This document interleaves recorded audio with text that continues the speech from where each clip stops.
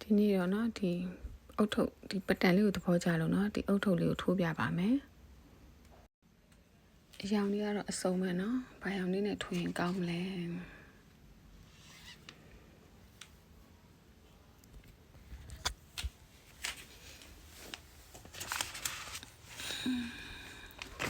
အပြာရောင်လေးနဲ့ထိုးမယ်เนาะအခုเนาะဒီခြေလုံးလေးကိုဒီအပြာရောင်လေးရွေးလိုက်ပါရနော်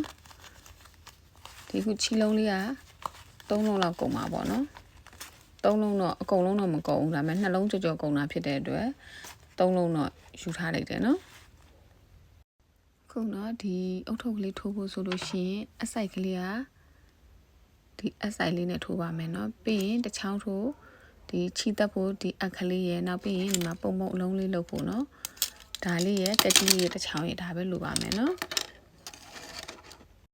ဒီအုတ်ထုပ်လေးရဲ့ပတန်နေသိလားမထိုးတက်သေးခင်ကတော့เนาะအုတ်ထုပ်လေးပတန်နည်းနည်းခတ်တယ်မျက်စိလေးနည်းနည်းရှုပ်တယ်ပေါ့เนาะနည်းနည်းထိုးတက်သွားတဲ့အခါကျတော့ဒီပတန်လေးကလွယ်ပါတယ်เนาะအဲကြောင့်မို့ဒီပတန်ထိုးနည်းလေးကိုထိုးပြပါမယ်เนาะအခုအုတ်ထုပ်လေးစထိုးတော့ပါမယ်เนาะအုတ်ထုပ်လေးစထိုးဖို့ခွင်းလေးအရင်လုပ်လိုက်ပါမယ်เนาะခွင်းလေးလုပ်ပြီးသွားပြီဆိုလို့ရှိရင်ဖုံးမီလေး88ခါထိုးပေးရပါမယ်เนาะနဲ့3ဖုတ်ဖာလေးပဲထိုးမယ်เนาะ4 5 88ခါထိုးလာပါမယ်เนาะဒီမှာเนาะဖုံးမီ88ခါထိုးပြီးသွားပါပြီเนาะ88ခါထိုးထားတဲ့ဖုံးမီကဒီအုတ်ထုပ်လေးရဲ့ size ပေါ့เนาะဒီအုတ်ထုပ်လေး size ကအခုလူကြီးကိုလည်းအခုလူကြီးဆောင်းမယ်ဆိုလည်းနည်းနည်းလေးကျင်းနေတယ်ခလေး3-4နှစ်လောက်အရွယ်ပေါ့เนาะတကယ်လို့အခုလူကြီးဆောင်းမယ်ဆိုရင်တော့အမအခုဆောင်းမယ်ဆိုရင်တော့နောက်ထပ်ဖုံးမီ6ခါထပ်တိုးရမယ်ပေါ့เนาะကလေးတွေကလေတယောက်နဲ့တယောက်အသက်အရွယ်ချင်းကလည်းမတူဘူးကလေးခေါင်းကြီး size တွေကလည်းမတူတဲ့အခါကျတော့ဒီအခုအုတ်ထုပ် size ကလေးကဒီ88ဖုံးမီ88နဲ့ထိုးထားတဲ့အုတ်ထုပ် size လေးပေါ့เนาะဒီအုတ်ထုပ် size လေးထက်သေးကျင်တယ်ဆိုလို့ရှိရင်88ကို6ခါနှုတ်ပါเนาะတကယ်လို့ကြီးကျင်တယ်ဆိုလို့ရှိရင်88ကို6ခါထပ်ပေါင်းပါเนาะအဲ့လိုမျိုးပဲတကယ်လို့သူ့ရဲ့ဒီပတန်အကွက်ကလေးကဒီတစ်ကွက်မှာဖုံမီ6တိုင်းတစ်ကွက်ပတန်ကွက်လေးရှိတဲ့အတွက်တိုးချင်လျှော့ချင်လို့ရှိရင်ဖုံမီ6ခါတိုးမယ်6ခါလျှော့မယ်เนาะအဲ့လိုမျိုးလေးပဲထိုးရမှာပါเนาะအခုဖုံမီလေး88ခါထိုးပြီးသွားပြီဆိုလို့ရှိရင်ဒီဖုံမီလေးကိုတက်အောင်เนาะဒီတန်းလေးကိုဒီတက်အောင်ယူလာပြီးတော့ဒီလိုခွင်းလေးလောက်မှာပေါ့เนาะခွင်းလေးလောက်မှာပေါ့เนาะဖုံမီတိုင်ရေလေးတွေကိုเนาะတစ်ဖက်လက်ထိုးပြီးတိုင်းတိုင်ရေတော်လေးတွေကိုရေပေးပါเนาะဘာဖြစ်လို့လဲဆိုတော့တိုင်ရေတော်လေးမှားသွားပြီဆိုလို့ရှိရင်ပတန်လေးအကွက်ကလေးလည်းမှားမှာဆိုလို့ပါเนาะဒီလိုမျိုးနော်တက်အောင်ယူလာပေးပါယူပြီးသွားပြီဆိုလို့ရှိရင်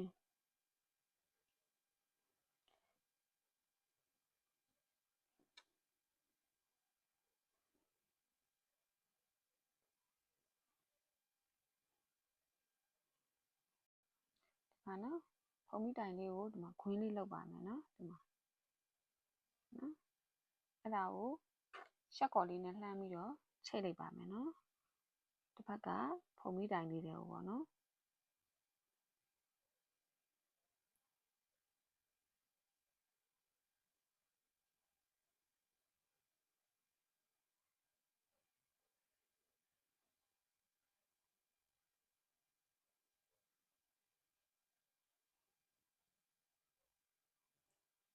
မျိုး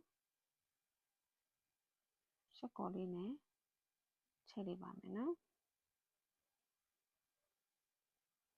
ဒီမျိုးပေါ့နော်ဒီလိုခွင်းလေးဖြစ်သွားပါပြီခွင်းလေးဖြစ်သွားပြီဆိုလို့ရှိရင်ဖုံမီ3ခါတက်ပါမယ်နော်1 2 3သူကလေထိုးပုံထိုးနည်းကတော့အမျိုးမျိုးရှိရယ်เนาะအမကတော့ဒီခုဖုံမီလေး88ခါထိုးပြီးတော့ခွင်းလေးလုပ်ပြီးတော့ဖုံမီ3ခါတက်ပြီးတော့မှတိုင်ရှည်ပတ်လေထိုးပါပါเนาะတချို့တွေထိုးနေကြတော့ဒီခုဖုံမီကိုခွင်းလေးမလုပ်တော့ဘူးเนาะ မလုပ်ခဲ့နဲ့ဒီဖုံမီ88တိုင်ထိုးပြီးွားရင်တိုင်ရှည်ထိုးပြီးတော့မှခွင်းလေးပြန်လောက်တာပေါ့နော်အမျိုးမျိုးဟိုပေါ့ကိုယ်စိတ်ကူးရှိသလိုမျိုးအမျိုးမျိုးထိုးလို့ရပါတယ်နော်အခုဒီမှာဖုံမီလေး3ခါထိုးပြီးွားပြီဆိုလို့ရှိရင်ဒီမှာနော်တစ်ပေါက်ကိုတစ်ထိုင်နဲ့တိုင်ရှည်ပတ်လဲထိုးရပါမယ်နော်ဟိုဒီအောက်ကကြိုးစာလေးကိုတစ်ခါတည်းယူပြီးထိုးသွားလဲရတယ်ဒါမှမဟုတ်ဟိုပေါ့နောက်မှဟိုတချောင်းအက်ကလေးနဲ့ချီစားတက်လဲရပါတယ်နော်ဒီမှာဖုံမီတစ်ပေါက်ကိုတိုင်ရှည်ပေါ့နော်တစ်ပေါက်တစ်ထိုင်နဲ့အမကတော့တစ်ခါတည်းကြိုးလေးကိုထည့်ပြီးတော့ထိုးရပါမယ်နော်တိုင်ရှည်လေးတစ်ပေါက်တစ်ထိုင်နဲ့ဒီလိုနော်ဒီလိုမျိုးနော်အခုဒီမှာနော်တစ်ပေါက်တစ်ထိုင်နဲ့ဒီခုနောက်ဆုံးပေါက်နားလေးရောက်တဲ့အထိတိုင်ရှည်တစ်ပေါက်တစ်ထိုင်နဲ့တိုင်ရှည်89တိုင်ထိုးလာပါရနော်အားလုံးပေါင်းဒီခုဒီဖုံမီလေး3တိုင်တက်တဲ့အတိုင်နဲ့ဆိုရင်အားလုံးပေါင်း88တိုင်ပါနော်ပြီးရင်ရှက်ကော်လေးချိန်လိုက်ပါမယ်နော်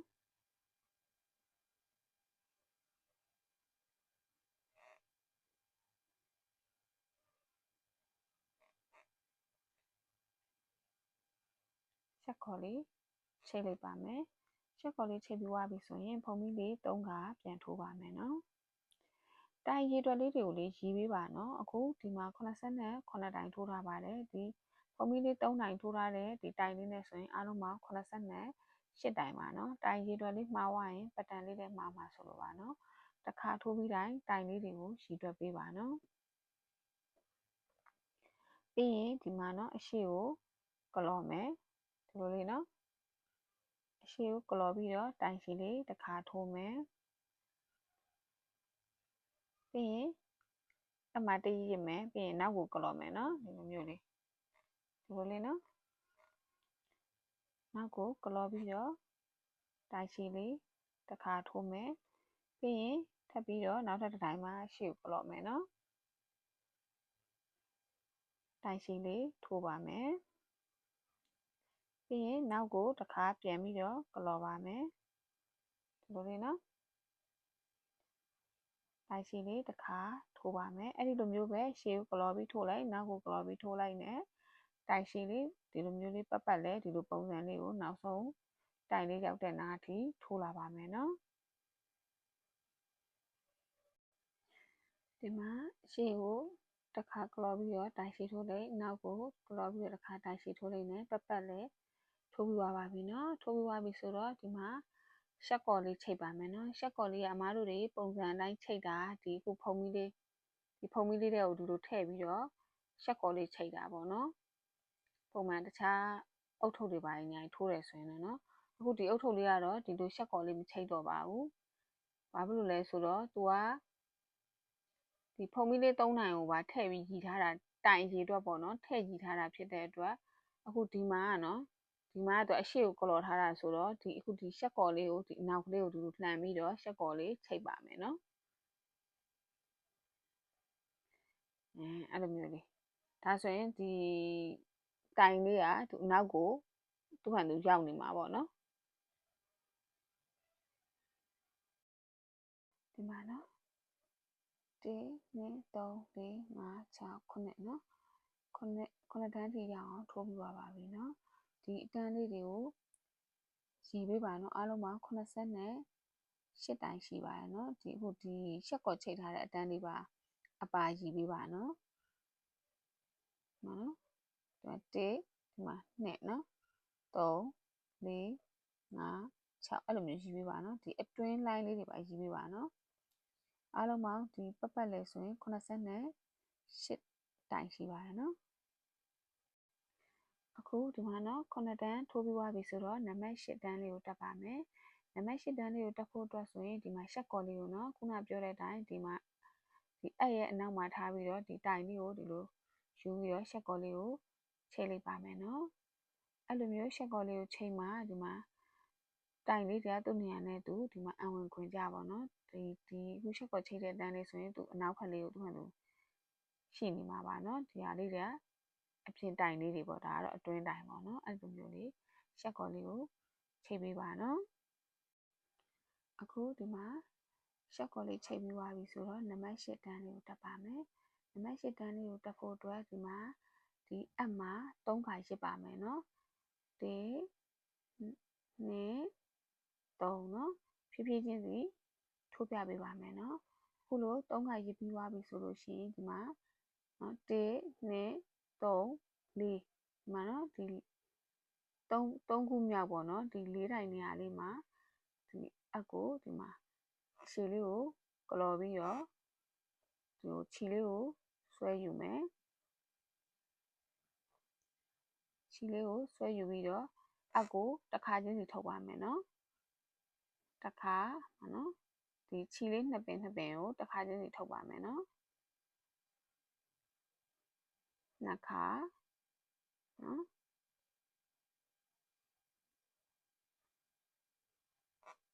3ခါနော်4ခါနော်အဲ့လိုမျိုးအခုနောက်ထပ်တစ်ခါအမှ3ရစ်ပါမယ်နော်1 2 3အဲ့လို3ခါရစ်ပြီးသွားပြီဆိုရင်သူရဲ့ဒီမှာဘေးတိုင်လေးမှာနော်ဘေးတိုင်လေးမှာထပ်ပြီးတော့ဒီမှာအရှိကိုကလော်မယ်ကလော်ပြီးခုနလိုပဲနှစ်ကျိုးကိုတစ်ခါချင်းစီဆွဲထုတ်ပါမယ်နော်တစ်ခါနှစ်ခါ3ခါ4ခါနော်ပြီးရင်အမှတစ်ခါ3ခါထပ်ရစ်ပါမယ်ဒီမှာနှစ်တိုင်ပြီးသွားပါပြီနော်နှစ်တိုင်ပြီးသွားပြီဆိုတော့နောက်ထပ်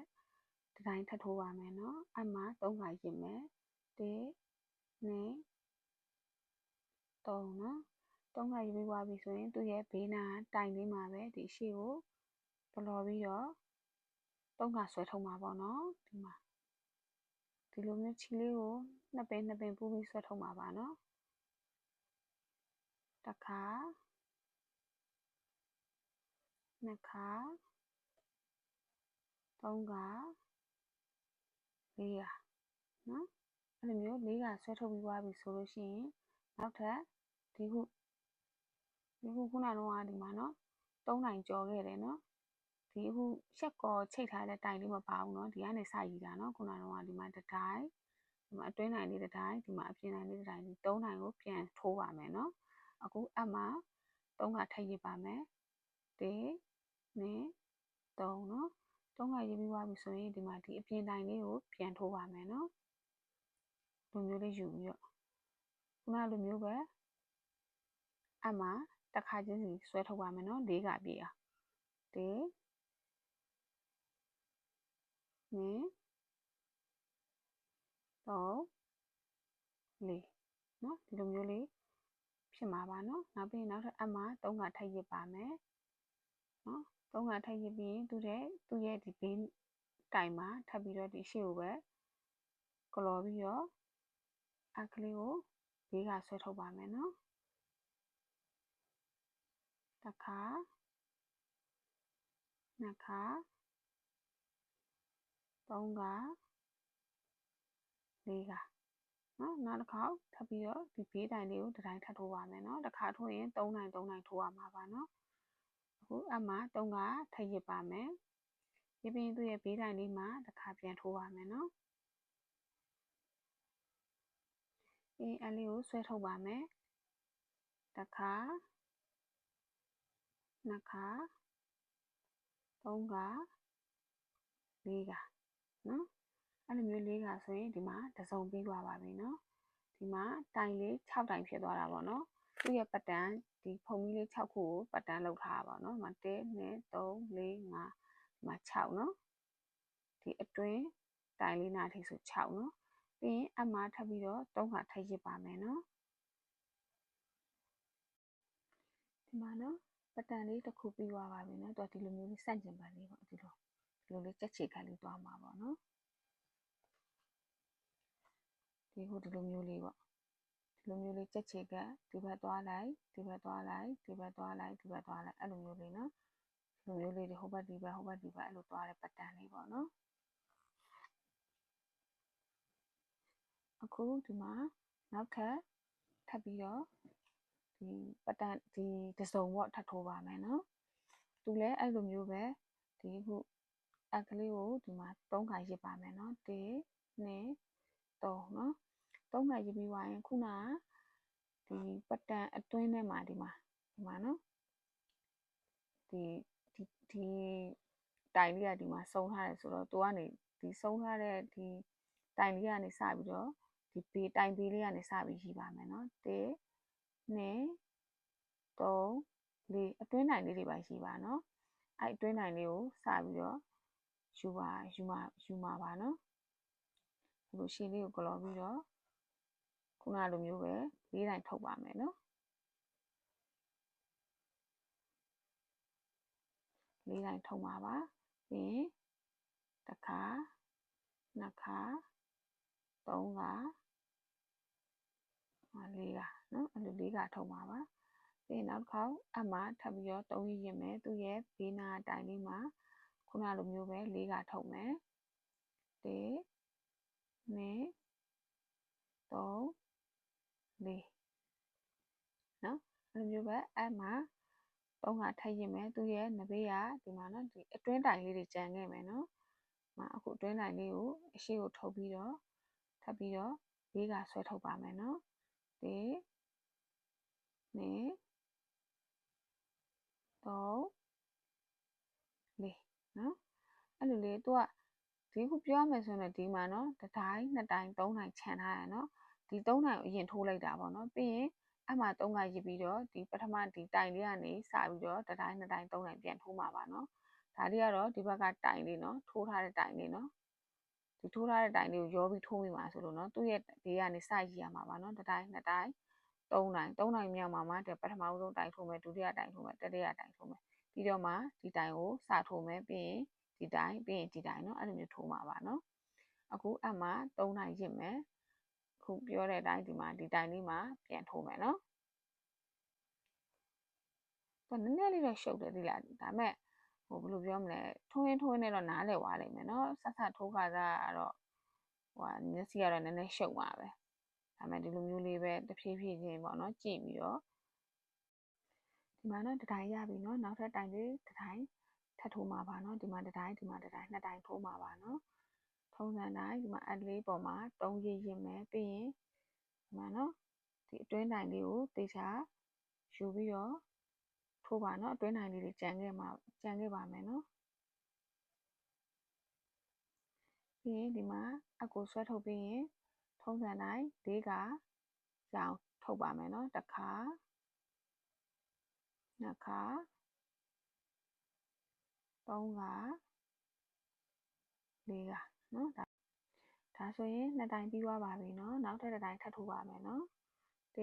2 3အပေါ်မှာ3ခါရစ်မယ်ပြီးရင်ဒီမှာနော်ပြီးရင်ဒီတိုင်လေးမှာကလေးကိုဆွဲထုတ်ပြီးတော့ဒီမှာ4ခါရအောင်တစ်ခါနှစ်ခါ3ခါ4ခါနော်ဒါဆိုရင်ပတ်တန်လေးတစ်ခုပြီးပါပြီနော်ဒီမှာဒါဆိုရင်ဒီမှာနော်ဒီမှာတစ်ခုဒီမှာတစ်ခုဆို2ခုနော်အခုနောက်ထပ်ထိုးပြပါမယ်နော်ပြီးရင်အမှ1 2 3ခါရစ်ပြီးသွားရင်ဒီမှာခုနကထိုးထားတာဒီနားမှာနော်စထားတယ်နော်အခုဒီဘေးကနေဖြီးပါမယ်နော်1 2 3 4နော်ဒီ4ပေါက်မြောက်မှာပေါ့နော်လေးကိုတိုင်လေးကိုဆွဲယူလိုက်မယ်ယူသွားရင်ဒီမှာကလေးကို4ခါဆွဲထုတ်ပါမယ်နော်2 3 4နော်ဒီလိုမျိုးလေးပေါ့ဒီမှာဒီခုပထမထိုးထားတဲ့တိုင်လေးပေးနာနေရေးမှာပါနော်1 2 3တိုင်ခြံထားပါတယ်နော်ပြီးရင်အမှ3ခါထပ်ရစ်မယ်သူ့ရဲ့နဘေးတိုင်လေးမှာထပ်ပြီးတော့တိုင်ထပ်ထိုးမယ်1 2 3 4နောက်ထပ်ရစ်မယ်3ခါသူ့ရဲ့နဘေးတိုင်လေးမှာတစ်ခါထပ်ထိုးမယ်1 2 3 4ဒါဆိုရင်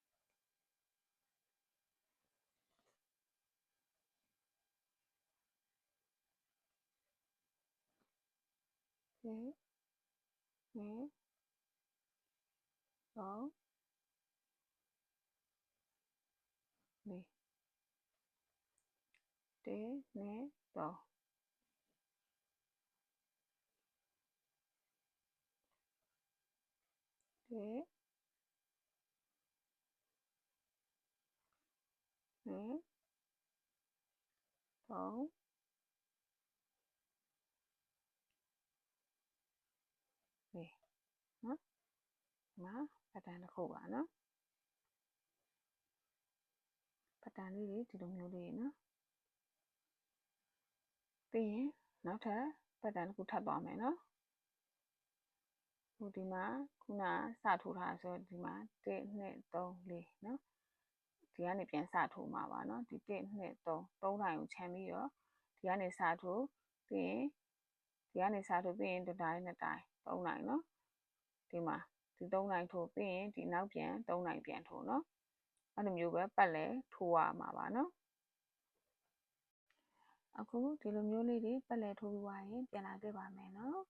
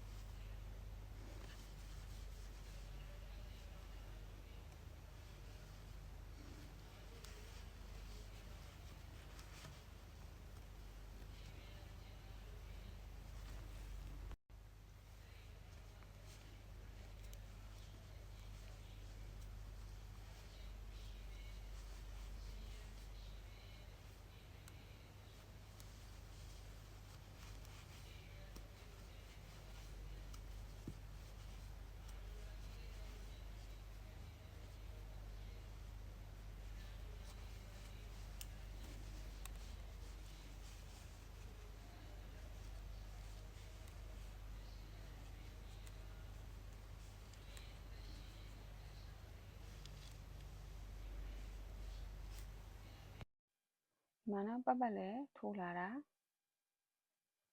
မနောက်ဆုံးတိုင်လေးထိရောက်ပါပြီเนาะအားလုံးပေါင်း88တိုင်ဆိုလို့ရှိရင်ဒီဖုံကြီး3ကထိုးထားတဲ့တိုင်မှာပါတယ်เนาะအဲ့တိုင်လေးမှာနောက်ဆုံးထိုးရမှာပါเนาะဒီလိုမျိုးလေးပုံစံလေးဖြစ်မယ်เนาะအဲ့ဒါမှဒီထိုးနည်းမှန်တာပါเนาะ